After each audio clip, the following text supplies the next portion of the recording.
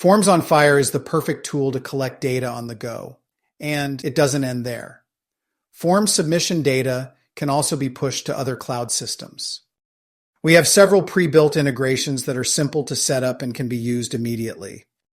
Today, we're going to set up a connection to a Google account. Then, we will create a form connector to send the form data to a Google Sheet. Let's get started.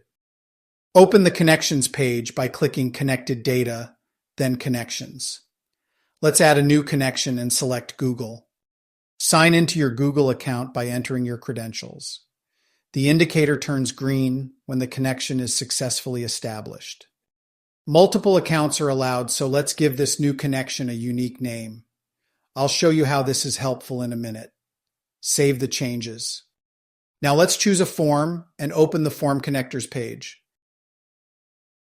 Add a new connector and select Google Spreadsheet. As a best practice, give the connector a unique name. This is where naming the main connection is important. The system needs to know which account to send the data to. I will select my own connection. Give the spreadsheet a name. It can be a Google Sheet that already exists. However, if it doesn't, the connector will create it for you.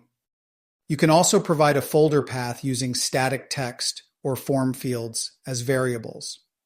This is extremely powerful when you use variables such as year, month, and customer name. The fields in your form capture these values, and the connector will create the folders needed and the first row in the Google Sheet. Then, when form submissions come in for the same customer and in the same month and year, it will continue to add rows to the same Google Sheet. You are able to control which fields in the form you would like to store as columns. Leave all fields in the right column, or move fields to the left column that you do not need.